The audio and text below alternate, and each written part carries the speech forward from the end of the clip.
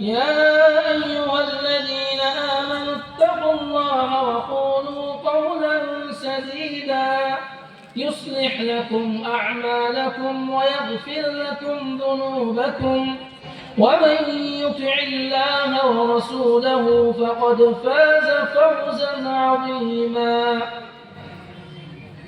وقال تعالى والذين يجتنبون كبائر الإثم والفواحش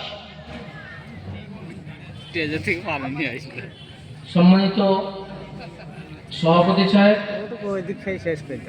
মাদ্রাসার দায়িত্বশীলগণ, স্টেজে বসে থাকা উলামায়ে কেরাম, গ্রামবাসী, সম্মানীয় শ্রোতা ও পর্দার আড়ালে মা ও বোনেরা,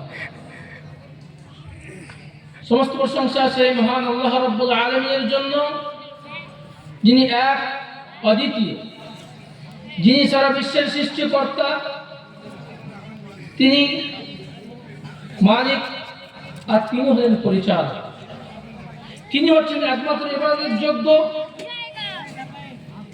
তিনার তৌফিকে আজকে আমি এই গ্রামে এই মাদ্রাসার জালসায় উপস্থিত হয়েছি। আলহামদুলিল্লাহ, আমরা তার প্রশংসা করে শেষ করতে পারি, সংক্ষেপে বলি আলহামদুলিল্লাহ।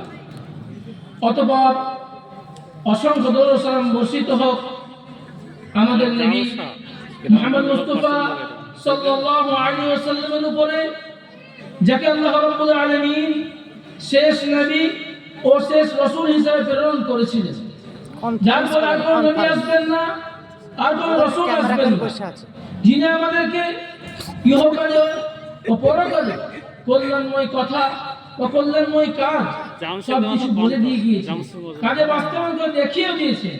ওই সমস্ত কাজ বা কথা যার দ্বারাই আমরা আল্লাহ রাব্বুল আলামিনের সন্তুষ্টি অর্জন করতে পারবো, ওই সমস্ত আমল যার আমল করে আমরা জান্নাত অর্জন করতে পারবো, সব কিছু বলে দিয়ে দিয়েছেন। ওই সমস্ত কাজ, ওই সমস্ত কথা যার দ্বারাতে আল্লাহ রাব্বুল আলামিন অসন্তুষ্ট হবেন, ওই সমস্ত আমল যেগুলো করলে আমার চিনা জাহান্নাম হবে, ওই সমস্ত আমাদের সতর্ক করে গিয়েছেন। আল্লাহুম্মা সাল্লি আলাইহি আল্লাহুম্মা বারিক আলাইহি। সম্মানিত উপস্থিতি, বক্তব্য শুরু করার আগে একটি কথা বলে নিই। হয়তো ভুলবশত এটা হয়েছে যে আমি মোহাম্মদ হাসানুজ্জামান আল মাদানী 24 পরগনার ঘোড়ারা সালাফের যে মাদ্রাসাটা রয়েছে সেই মাদ্রাসার প্রধান শিক্ষক নয়, ওটা ভুল করে ছেপে গিয়েছে বা সে হয়তো বুঝতে পারেননি। ঘোড়ারা সালাফিয়া যে মাদ্রাসা, যেটা আহলে হাদিস 24 পরগনার মধ্যে যে আহলে হাদিস তো মাদ্রাসা নেই, ফারিগি মাদ্রাসা একটা দুটা রয়েছে, তার মধ্যে একটি গুরুত্বপূর্ণ মাদ্রাসা, যেই মাদ্রাসার মুআদালা সম্পর্ক জামি ইসলামিয়া মদিনা বিশ্ববিদ্যালয়ের সাথে রয়েছে। তো ওই মাদ্রাসার ডাইরেক্টর এবং প্রধান শিক্ষক হচ্ছেন আব্দুল হামিদ ফাইজি হাফিজাহুল্লাহ, আর আমি ওই মাদ্রাসার একটা সাধারণ শিক্ষক। তো যাই হোক, যখন মাদ্রাসাটা চলেই এলো, তো বলে দিই যে আমাদের মাদ্রাসার আগামী ফেব্রুয়ারি 15 ফেব্রুয়ারিতে আমাদের জালসা রয়েছে, আপনাদেরকে সবাইকে আমন্ত্রণ করলাম। এরপরে আমি আমার বিষয়ে চলে আসি। আপনারা আমার আগে অনেক ওদের ভাষা, ওদের কথাবার্তা আমার চাইতে অনেকগুলো ভালো। আমি আপনার সম্মুখে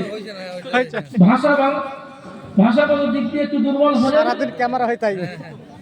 ভাঙা বাংলাতে হলেও কিছু দেওয়ার চেষ্টা করব, যেগুলো পরকালে কল্যাণকর হবে ইনশাআল্লাহ, এই আশা করি। এই দুনিয়া যেটা আমরা বাস করি, এটা মূলত আল্লাহ তাআলা বসে ভাই আল্লাযী খালাকাল মাউতা ওয়াল হায়াতা লিয়াবলুয়াকুম আইয়ুকুম আহসানু আমালা। জানি যে আল্লাহ সেই যিনি মরণ এবং জীবনকে সৃষ্টি করেছেন এই জন্যই যে তোমাদের পরীক্ষা করে নিজেকে উত্তম আমল করবে। তো এই দুনিয়া হচ্ছে ক্ষেতের জায়গা, আমরা এখানে আমল করব, এর প্রতিদান আর এর বদলা পাবো কোথায়? গোশত খেয়েছিস তো ভাত, আমাদের হেড বলবে কাজ করি, এর প্রতিদান পাবো পরকালে। আর আমরা যদি পাপের কাজ করি, পাপ করি, আল্লাহ রাব্বুল আলামিন সেগুলো ক্ষমা না করেন, আমাকে উপভোগ করতে হবে। আর মুমিনরা ওরাই, মুমিনদের উপর আল্লাহ তাআলা বলেন আল্লাযীনা ইয়াজতানিবুনা কাবায়িরাল ইসমি ওয়াল ফাওয়াহিশ। যে মুমিনদের পরিচয় হচ্ছে, মুমিনদের বৈশিষ্ট্য হচ্ছে যে তারা বড় বড় পাপ থেকে দূরে থাকে, খাবে অশ্লীল কথা, অশ্লীল কাজ থেকে দূরে থাকে। কেমন? কারণ যে মুমিন ব্যক্তি জানে যে যদি নিজেকে পাপ থেকে, পাপ করার পরে নিজেকে মাফ করেন, এটা একটি সৌভাগ্যের ব্যাপার। কিন্তু যদি পাপ করার পরে সেটা মাফ না হয়, তাহলে এটাতে আমার অনেক ক্ষতি রয়েছে, আমার অনেক লোকসান রয়েছে। আমরা একটি মুসলিম হিসাবে আমরা এই কথা জানি, আর এই কথা মানি, আর ইমানও রাখি যে আমাদেরকে সবাইকে পাপ থেকে বাঁচতে হবে। আল্লাহ আমাদেরকে পাপ থেকে বাঁচার আদেশ দিয়েছে। আর এই জানার পরে আমরা পাপ থেকে বাঁচার পুরোভাবে ইচ্ছা করে পাপ হয়ে যাওয়ার পরে অনুশোচনায় ডুবে অনেক সময় বলি যে বাস হয়ে গিয়েছে, এরপরে আর কোনো পাপ করব না। কিন্তু তারপরেও কি হয় জানেন? তারপরে অনেক সময় আমাদের পাপ হয়ে যায়। এটা হয় কেন? এর কারণ কি? যে আমরা অন্তর থেকে পুরো দৃঢ় সংকল্প করি, তারপরেও আমরা পাপ থেকে বাঁচতে পারি না। এর আসল কারণ হচ্ছে যে আমরা পাপ থেকে বাঁচতে তো চাই, আমাদের ইচ্ছা রয়েছে, দৃঢ় সংকল্প রয়েছে, কিন্তু পাপ থেকে বাঁচবো কিভাবে এর উপায় আমাদের জানা নেই। পাপ থেকে বাঁচবো কিভাবে এর পদ্ধতি আমাদের জানা নেই। পাপ থেকে দূরে থাকবো কিভাবে এই ব্যাপারে আমরা গাফিলতি করে থাকি। এই জন্যই আমাদের ইরাদা, আমাদের ইচ্ছা মজবুত থাকা সত্ত্বেও প্র্যাকটিক্যালে গিয়ে আমরা কি হয়ে যাই? অসফল হয়ে যাই। সম্মানিত উপস্থিতি, এই দিন ইসলাম এর একটি বৈশিষ্ট্য হচ্ছে যে এই দিন ইসলাম যে আমাকে যেমন ভাবে পাপ কি সেটা জানিয়েছে, যে পাপ কি, তার সাথে সাথে আমাকে জানিয়েছে যে পাপ থেকে বাঁচতে হবে, এর আদেশ দিয়েছে। এর এক ধাপ আগে বেড়ে আমাদেরকে কিভাবে আমি নিজেকে পাপ মুক্ত করব, নিজে কি থেকে পাপ থেকে বাঁচবো সেটাও বলে দিয়েছে। আমাদের সমস্যা কি জানেন? যে আমরা তো পাপ থেকে বাঁচতে চাই, ইচ্ছা করি, কিন্তু পাপ থেকে বাঁচার কি উপায় রয়েছে, পাপ থেকে বাঁচার কি পদ্ধতি রয়েছে, সেগুলো জানার চেষ্টা করি। সেগুলোর সঙ্গে আমাদের সম্পর্ক অনেক দুর্বল। তার জন্যই আমরা পাপে থেকে বাঁচার ইচ্ছা থাকা সত্ত্বেও আমরা অসফল হই আর পাপে লিপ্ত হয়ে যাই। তো আজকে বিশেষভাবে আমি সংক্ষিপ্ত সময়ের মধ্যে কিছু উপায় বলবো, কিছু পদ্ধতি বলবো, যেগুলো যদি আমরা অবলম্বন করি তাহলে আমরা নিজেকে পাপ থেকে বাঁচাতে পারবো, আমরা পাপ থেকে বাঁচতে পারবো। তো পাপ থেকে বাঁচার কি উপায় রয়েছে সেগুলো তুলে ধরবো ইনশাআল্লাহ। সর্বপ্রথম কথা হচ্ছে, আমরা যদি পাপ থেকে বাঁচতে চাই তাহলে আমাকে জানতে হবে পাপ কি, কোনটা পাপ আর কোনটা পাপ নয়। মনে রাখবেন এই শরীয়তের মধ্যে এমন কিছু পাপ রয়েছে যেগুলো আমরা সবাই জানি যেগুলো পাপ। কাউকে জিজ্ঞাসা করেন যে মদ খাওয়া পাপ না পাপ নয়, সবুজ মদ খাওয়া পাপ। ব্যভিচার করা পাপ না পাপ নয়, চুরি করা পাপ না পাপ নয়, সুদ খাওয়া পাপ না পাপ নয়। এগুলো আমরা সবাই জানি যেগুলো পাপ, কিন্তু অনেক এখনো বিষয় রয়ে গিয়েছে যেগুলো আমরা ভাবি যে এগুলো পাপ নয়, আমরা এগুলো পাপ মনে করি না। আর যখন কোনো জিনিসকে পাপ মনে করবো না তখন বাঁচবই কেমন, আমরা সে বাঁচার চেষ্টাও করবো। উদাহরণ দিকে যদি বলি তো দেখবেন ব্যবসা বাণিজ্যে, ব্যবসার ক্ষেত্রে মিথ্যা কথা বলাকে আমরা পাপ মনে করি না। আমরা যদি কাউকে বলি যে ব্যবসা করতে মিথ্যা কথা বলছো কেন, তাহলে সে বলে যে এটা তো কোনো দোষের কোনো ব্যাপার নেই, এটা দোষের কোনো ব্যাপার নেই, আমিও মিথ্যা কথা বলি, আমি যার কাছে কি সেও মিথ্যা কথা বলে, সবাই মিথ্যা কথা বলে। সে মনে করে যে যেহেতু সবাই মিথ্যা কথা বলে এটা পাপ নয়। জি না, এটা ভুল হবে। নবী করিম সাল্লাল্লাহু আলাইহি ওয়াসাল্লাম বলেন আল বাইয়ান বিল খিয়ার মা লাম ইয়াতাফাররাকা। যে ক্রেতা ও বিক্রেতা যতক্ষণ পর্যন্ত একটি মজলিসে উপস্থিত থাকবে, তাদের ইখতিয়ার থাকে, তারা যদি চায় এই ব্যবসাটাকে টিকিয়ে রাখতে পারে, আর যদি মনে করে যে বাতিল করে দেব, বাতিল করে দিতে পারে। তারপরে বলেন ফাইন সাদাকা ওয়া বায়্যানা বুরিকা লাহুমা ফি বাইইহিমা, তারা যদি এই ব্যবসার মধ্যে সত্য কথা বলে আর তার মধ্যে যে ভুল ত্রুটি রয়েছে সেগুলোকে বলে দেয়, তাহলে তাদের ব্যবসাতে আল্লাহ রাব্বুল আলামিন বরকত দিয়ে দেন। ওয়াইন কাযাবা ওয়া কাতামা মুহিকাত বারাকাতু বাইইহিমা, আজ তারা মিথ্যা কথা বলে আর তাদের ত্রুটি মালের মধ্যে যে ত্রুটি রয়েছে সেগুলো গোপন করে রাখে, তাহলে এই ব্যবসা থেকে তাদের বরকতকে উঠিয়ে নেওয়া হয়। তো মিথ্যা কথা বলতে হলে এমন ভাবে এমন পাপ, তার সাথে সাথে ব্যবসার ক্ষেত্রেও মিথ্যা কথা বলা একটি বড় পাপ, যেটাকে আমরা পাপ মনে করি।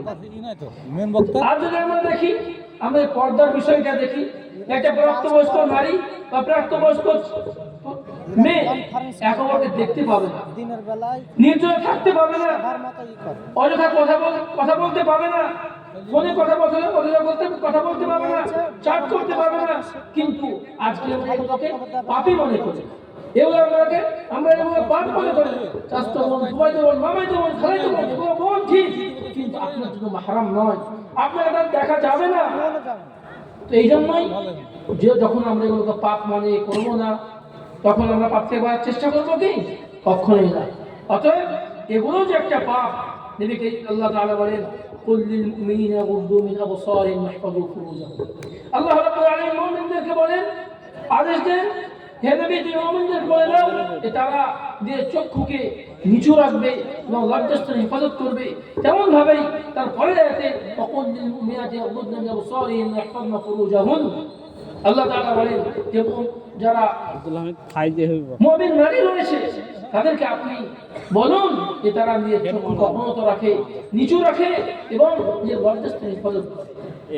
এরকম ভাবে একসঙ্গে পড়ছে রেজাল্টরা।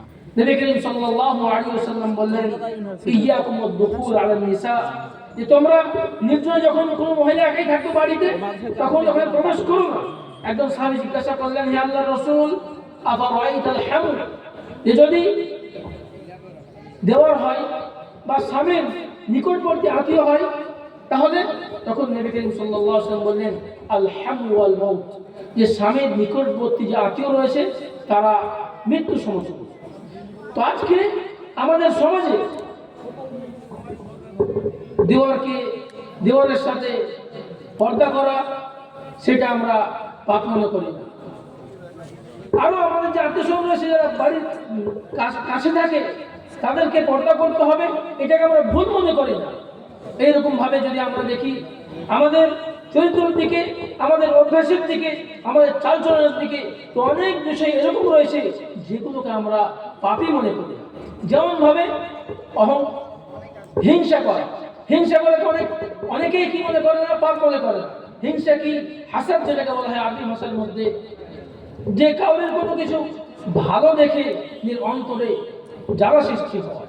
কেউ উন্নতি করছে, কাউরের ছেলে পড়াশোনাতে ভালো হচ্ছে, কাউরের ব্যবসায় ভালো কিছু হচ্ছে, সেগুলো যদি কেউ দেখে আর নিজের অন্তরে জ্বালা মনে হয়, তাহলে মনে করতে হবে এটাও একটি পাপ। যে ব্যাপারে নবী করিম সাল্লাল্লাহু আলাইহি ওয়াসাল্লাম বলেছিলেন ইয়াকুম ওয়াল হাসাদ, যে তোমরা হিংসা থেকে দূরে থাকো। ফাইনাল হাসাদ ইয়াকুলুল হাসানাত কামা তাকুলুন নারুল হাতাব, যে হাসাদ, এই হিংসা নেকিকে শেষ করে দেয়, খেয়ে নেয়, যেমন ভাবে আগুন লকড়িকে খেয়ে। তো এরকম ভাবে যদি আমরা দেখি আমাদের সমাজে অনেক বিষয় রয়েছে যেগুলো আমরা পাপ মনে করি না। তার মধ্যে একটি গীবত, পরনিন্দা। আমরা যে কোনো মজলিসে বসি, সেটা চায়ের দোকানে হোক, স্কুলের অফিসে হোক, মাদ্রাসার অফিসে হোক, বা যে কোনো জায়গাতে আমরা থাকি, এক অপরের গীবত করে থাকি। অনেক সময় কিছু মানুষকে বলা হয় যে আপনি গীবত করছেন কেন, ওর ব্যাপারে ভুল কথা বলছেন কেন? তখন সে বলে আপনি এই কথাটা বলছেন, আপনি এই কথাটা, আমি এই কথা তার সামনে বলতে পারি। তার মানে সে এটা মাথায় গেঁথে নিয়েছে যে আমি যদি কোনো কথা সামনে বলতে পারি সেটা গীবত না, কিন্তু আসলে ব্যাপারটা ওটা নয়। নবী করিম সাল্লাল্লাহু আলাইহি ওয়াসাল্লাম বললেন আতাদরুনা মাল গীবা, তোমরা কি জানো যে গীবত কি? তখন সাহাবারা বললেন আল্লাহু ওয়া রাসূলুহু আ'লাম, যে আল্লাহ এবং আল্লাহর রাসূল বেশি জানেন। নবী করিম সাল্লাল্লাহু আলাইহি ওয়াসাল্লাম বলেন যিকরুকা আখাকা বিমা ইয়াকরা, যে তোমার ভাইকে এমন ভাবে স্মরণ করা যেটা সে অপছন্দ করে। তার মধ্যে সে যদি অপছন্দ করে যে আমার এই দোষটা বা এই কথাটা না বলা হোক, কেউ না জানে, ওটাই যদি বলো, তাহলে সেটাই কি? সেটাই হচ্ছে গীবত। আর গীবতের ব্যাপারে নবী করিম সাল্লাল্লাহু আলাইহি ওয়াসাল্লাম হাদিসের মধ্যে যেমন মানা করেছেন, আল্লাহ রাব্বুল আলামিন কোরআন মাজিদের মধ্যে বলেন, ওয়ালা ইয়াগতাব বা'দুকুম বা'দা, যে তোমরা এক অপর কি করো না? গীবত করো না, পরনিন্দা করো না। তোমার কথা হচ্ছে যে প্রথম যে ধাপ, যে আমরা যদি পাপ থেকে বাঁচতে চাই, তাহলে আমাকে জানতে হবে যে পাপ কোনটা, তাহলে আমরা পাপ থেকে বাঁচতে পারবো। এটা যদি অন্য দিক দেখি, তাহলে অনেক বড় বড় পাপ রয়েছে, অনেক বড় বড় পাপ রয়েছে। সেই সমস্ত বড় পাপকে অনেক সময় আমরা ছোট মনে করি, ছোট মনে করি। তো এই ব্যাপারেও আমাদেরকে জ্ঞান অর্জন করতে হবে যে এগুলো ছোট পাপ না বড় পাপ। অতএব পাপ থেকে নিজেকে যদি বাঁচাতে হয়, তাহলে ইলমের প্রয়োজন, শিক্ষার প্রয়োজন, জ্ঞানের প্রয়োজন। আমাদেরকে জানতে হবে যে এটা পাপ, তাহলেই আমরা পাপ থেকে বাঁচতে পারবো। যদি আমরা নাই জানি যে এটা পাপ, তো বাঁচবো কিভাবে বা চেষ্টাই করবো কিভাবে? 2 নম্বর উপায় যেটার দ্বারাতে আমরা নিজেকে পাপ থেকে বাঁচাতে পারবো, সেটা হচ্ছে যে সমস্ত রকমের পাপ থেকে আমাকে বেঁচে থাকতে হবে। ইসলামী শরীয়তের মধ্যে পাপের স্তর রয়েছে। সমস্ত পাপ একই স্তরের নয়। কিছু পাপ রয়েছে যেই পাপগুলো মানুষকে ইসলাম থেকে বের করে দেয়, ইসলামের গণ্ডি থেকে বের করে দেয়। শিরক, কুফর, এগুলোকে যদি কেউ মানুষ করে, তাহলে সে ইসলাম থেকে বেরিয়ে যায়। কিছু পাপ রয়েছে যেগুলো করলে সে ইসলাম থেকে বের হয় না, কিন্তু সেটা অনেক বড় পাপ, যাকে কাবিরা গুনাহ বলা হয়। কিছু পাপ রয়েছে যেগুলো সাগীরা, ছোট পাপ। তো এই যে স্তর করা হয়েছে ইসলামী বিধিবিধান ও মসলা মাসাইল জানার জন্য, এগুলো এই জন্য নয় যে ছোট পাপ হলে আমি যদি ছোট পাপ হয় তাহলে সেটা আমি করতে পারি, এই জন্য নয়। নবী করিম সাল্লাল্লাহু আলাইহি ওয়াসাল্লাম বলেন, ইদা আমারতুকুম বিশাইইন ফাতু মিনহু মাসতাতা'তুম, যদি আমি তোমাদেরকে কোনো কাজের আদেশ দিই, তাহলে যতটুকু সম্ভব অতটুকু করো, সামর্থ্য অনুযায়ী করো। কিন্তু ফাইদা নাহাইতুকুম আন শাইইন ফাজতানিবুহু, যদি তোমাদেরকে কোন জিনিস থেকে বাধা দিই, বারণ করি, নিষেধ করি, তাহলে পুরোভাবেই ছেড়ে যাও। অতএব আমাদেরকে ছোট বড় পাপ এটা দেখলে হবে না, পাপ দেখলেই আমাদেরকে বাঁচতে হবে। নবী করিম সাল্লাল্লাহু আলাইহি ওয়াসাল্লাম অন্য হাদিসে বলেন, ইয়াকুম ওয়া মুহাক্কারাতিদ দুনুব, যে তোমরা ছোট ছোট পাপ থেকে বেঁচে থাকো। ফাইন্নাহুন্না ইয়াজতামিউন আলা রাজুলি হাত্তা ইউহলিকনাহু, যখন মানুষের কাছে জমা হয়ে যায় তাহলে তাকে ধ্বংস করে দেয়। তো কোনো পাপকে তুচ্ছ মনে করা যাবে না, কোনো পাপকে নগণ্য মনে করা যাবে না, কোনো পাপকে ছোট মনে করবে না। যদি নিজেকে পাপ মুক্ত করতে চান, নিজেকে পাপ থেকে মুক্ত করতে চান, তাহলে যখনই শুনবেন না, যখনই জানবেন এটা পাপ, ওই পাপ থেকে বেঁচে আসতে হবে, ছেড়ে দিতে হবে। ওই জন্য আমাদের পূর্বপুরুষ সালাফে সালেহীন তারা বলতেন, লা তানজুর ইলা সিগরিদ দামি বাল ইনজুর ইলা মান তা'সি, যে তোমরা পাপ এই ছোট এদিকে দেখো, পাপটা ছোট না বড়, তুমি দেখো যে তুমি যার অবাধ্যতা করছো, যেমন অমান্য করছো, তিনি কত বড়। মহান আল্লাহ রাব্বুল আলামিনকে অবাধ্য করছো, মহান আল্লাহর কথা মানছো না, তিনি কত বড়। এদিকে তুমি খেয়াল রাখো, এদিকে দেখো না এই পাপটা ছোট না। অতএব আমাদেরকে পাপ থেকে বাঁচতে গেছে। আমরা যে পাপ থেকে বাঁচতে চাই, তাহলে এর উপায় হচ্ছে যে আমরা ছোট হোক বড় হোক ওদিকে না দেখে আমাকে সমস্ত রকমের পাপ থেকে বাঁচতেই হবে। যদি এরকম হতো যে যদি ছোট পাপ হয়, যদি ছোট পাপ হলে এটা বাঁচতে হবে না, করতে পারি, তাহলে সেটা পাপে গণ্যই হতো না। তাহলে কি হতো না? পাপের মধ্যে গণ্যই হতো না। যখন আমাকে সমস্ত রকমের এটাকে ছোট কেউ পাপ বলা হয়েছে, বড় কেউ পাপ বলা হয়েছে, অতএব আমাদের সমস্ত রকমের পাপকে বর্জন করতে হবে, তাহলেই আমরা নিজেকে পাপ মুক্ত করতে পারব।